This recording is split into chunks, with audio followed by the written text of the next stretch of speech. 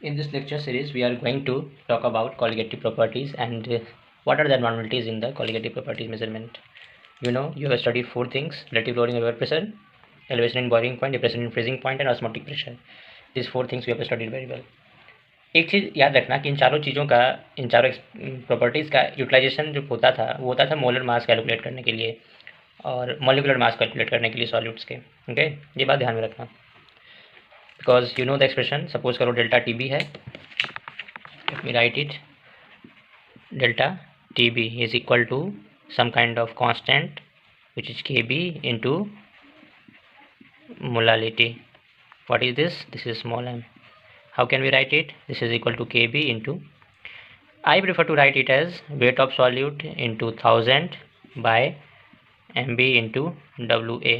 This is also in gram, this is also in gram. So what is delta TB? Delta TB is Kb into molality, that is small m, and that is equal to Wb into 1000 by mb into Vml. A refers to solvent which is in large amount and B refers to solute. So now हमने इन चीज़ों को देखा है पहले. हमें बात करनी है इनमें एबनॉर्मल जो बिहेवियर्स होते हैं उनके बारे में. एबनॉर्मलिटी क्यों आती है? सॉल्यूट की वजह से. आप क्लियरली देखो यहाँ पे कि यहाँ पे क्या क्या नोन है. यहाँ पे आप डेल्टा टीबी को एक्सपेरिमेंटली मेजर कर सकते हो, which is elevation in boiling point. के भी आपके पास पता होता है, ये टेबुलेटेड होता है ऑलरेडी, काफ़ी लोगों ने मेजर वगैरह करके रखा है के भी काफ़ी सिस्टम्स के लिए. This is well available in the literature. W B solute आप मिला रहे हो, you know what is the amount. M B is the molar mass of solute and W A is the weight of solvent. So all these 1 2 3 are known. This is constant and this is mb. This is not known to us and it can be calculated now. Suppose करो आपके पास एक solute है NaCl. You know what is the mb of NaCl, you know everything about it. आपने एक measurement किया Kb निकालने के लिए, या सपोज करो आपने मेजरमेंट किया इस एक्सप्रेशन के लिए और आपको mb निकालना है. You measure the mb for NaCl और NaCl का जो लिटरेचर का जो वैल्यू है, लिटरेचर में जो लिखा वैल्यू है mb का, ये आपका एक्सपेक्टेड था, बट आपने जो मेज़र किया वो रफली 2 टाइम्स आ गया एक्सपेक्टेड वैल्यू के.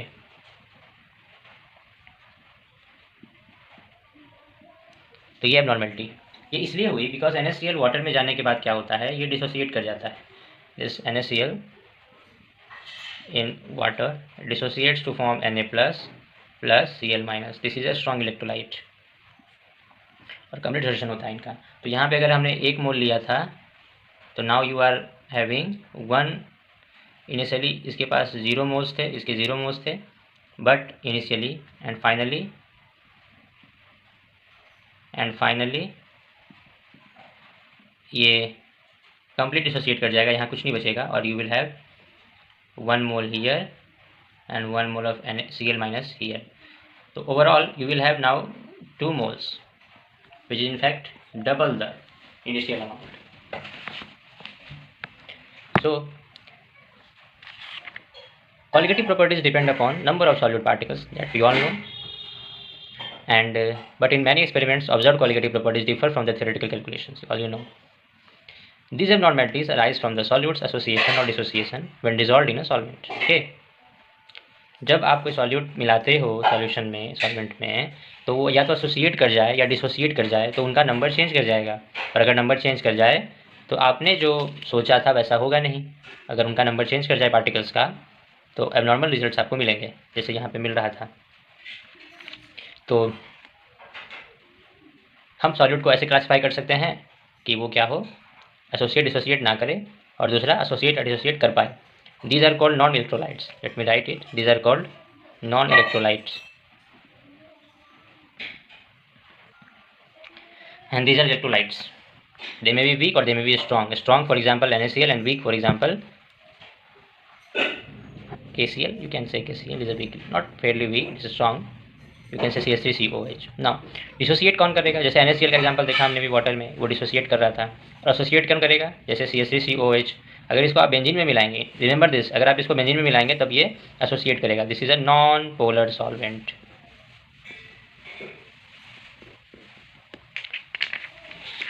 नाउ इस डिस्कशन से ये मालूम चलता है कि number of solute particles upon dissolution changes as a result of which abnormal results are obtained for qualitative properties. मतलब जैसे ही सॉल्यूट पार्टिकल्स को हमने डिसॉल्व किया उनका नंबर चेंज कर जाता है ना। इसलिए हमारे पास जो क्वालिटेटिव प्रॉपर्टीज़ की मेजर्ड वैल्यू होती है वो एबनॉर्मल होती है, थ्योरेटिकल वैल्यू से डिफर करती है। हम इसी गड़बड़ी को दूर करने के लिए वॉन टॉप नाम के एक साइंटिस्ट ने एक फैक्टर इंट्रोड्यूस किया, उसको कहते हैं i, van't Hoff factor i. What is this? This is observed colligative property upon theoretical colligative property. So suppose आपने एक्सपेरिमेंट परफॉर्म किया, थ्योरेटिकल वैल्यू कुछ आ गई, ये आपको पहले से पता है। जैसे NaCl के लिए थ्योरेटिकल वैल्यू हमारे पास पता होगी, कोई भी मेजरमेंट करेंगे तो। और मैंने एक्सपेरिमेंट किया और वहाँ से हमने कुछ ऑब्जर्व किया। अगर इन दोनों की रेशियो ले लें, ऑब्जर्व अपॉन थ्योरेटिकल की, तो अगर वो 1 आ रही है इसका मतलब दोनों बराबर हैं, जिसमें साई इज इक्वल टू 1, और ये एक्सपेरिमेंट बिल्कुल अच्छा है, कोई अबनॉर्मलिटी नहीं है। बट अगर वो 1 नहीं आ रही है, वो रेशियो कुछ और आ रही है, 1 से ज़्यादा या 1 से कम, तब वहाँ पे कुछ गड़बड़ी हुई है। ओके, सो गड़बड़ी कुछ नहीं हुई है, बेसिकली आपके सॉल्यूट का नंबर चेंज करके आया है। डिसोल्यूशन की वजह से वो डिसोसिएट कर गए या फिर एसोसिएट कर गए। जैसे एग्जांपल्स देखो एसोसिएशन के, अगर आप CH3COOH को, ये एक मॉलिक्यूल और ये इसका दूसरा मॉलिक्यूल, अगर CH3COH एसिटिक एसिड को आप अगर बेंजीन में मिलाएंगे तो क्या होगा, इसके दो मॉलिक्यूल्स आपस में हाइड्रोजन बॉन्डिंग के थ्रू एक डाइमर फॉर्म कर लेते हैं, और ये डाइमर के फॉर्म एग्जिस्ट करता है बेंजीन में। ओके, तो अगर आपने इसका 1 मोल लिया तो आपको रिजल्टेंट मोल्स आधे मिलेंगे, हाफ मोल्स मिलेगा सॉल्वेंट में।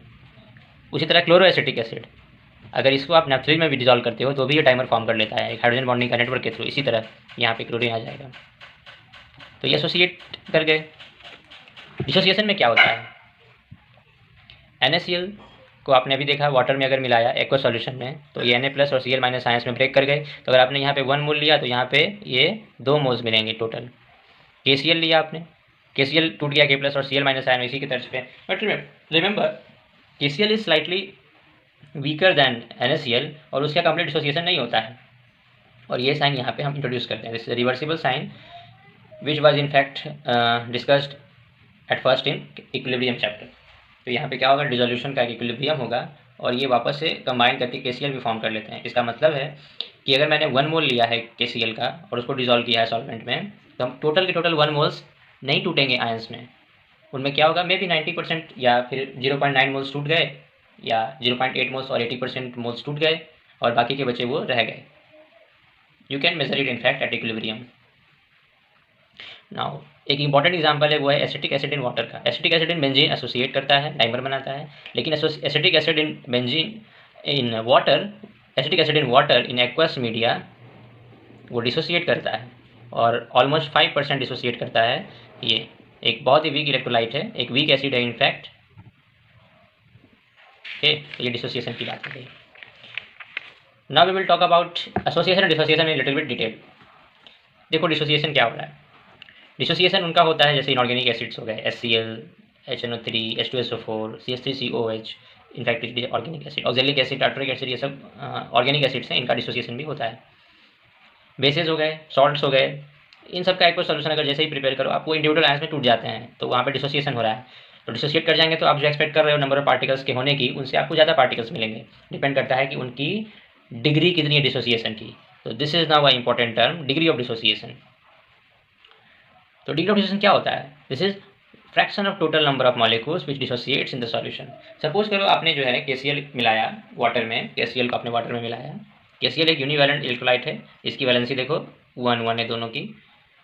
तो KCl जैसे ही वाटर में डिजॉल्व होगा वो 2 पार्टिकल्स में टूट जाएगा, K+ और Cl- में। बट रिमेंबर कंप्लीट अमाउंट इस तरह नहीं टूटेगा, and nuclear will be achieved where some particles will remain undissociated. Okay, जैसे मान लो आपने 1 मोल मिलाया, तो अगर आपने 1 मोल मिलाया तो इनिशियली तो 0 मोल्स हैं K+ और Cl- आयन के, वो पूरी इंटाइटी ऐसे ही है आपके पास।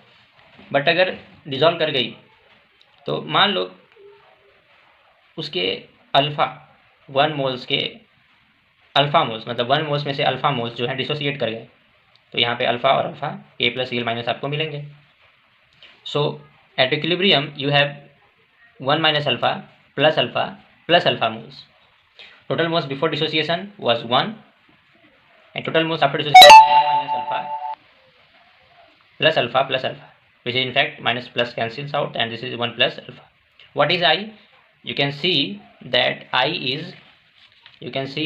is number of particles actually present upon number of particles expected to be present. What is I?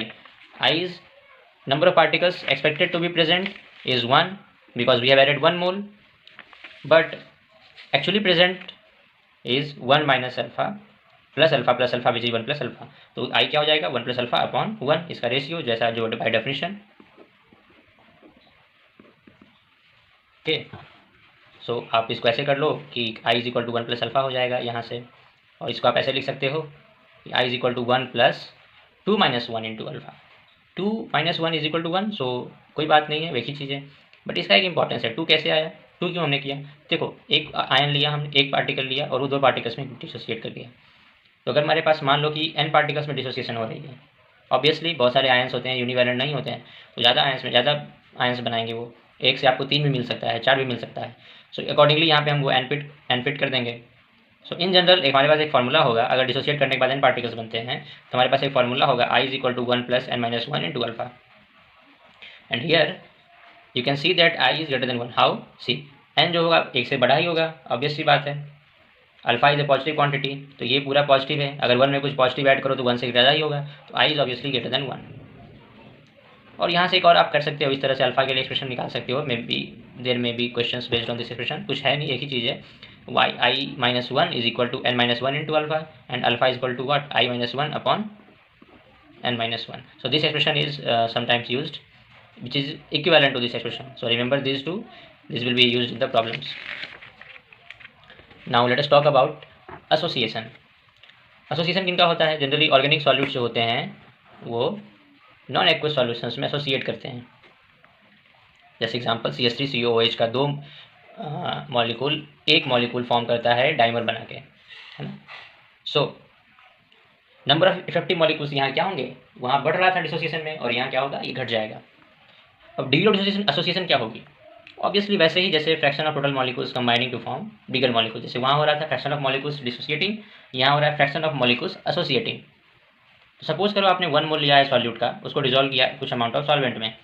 जैसे मान लो कि आपने यहाँ पे n सिंपल मॉलिक्यूल्स कंबाइन कर रहा है एक मॉलिक्यूल बनाने के लिए, आपके एक एग्जाम्पल में. जैसे यहाँ पे मान लो 2 मॉलिक्यूल्स कंबाइन कर रहे हैं एक मॉलिक्यूल बनाने के लिए, जैसे यहाँ पे हो रहा है CH3COOH इसमें.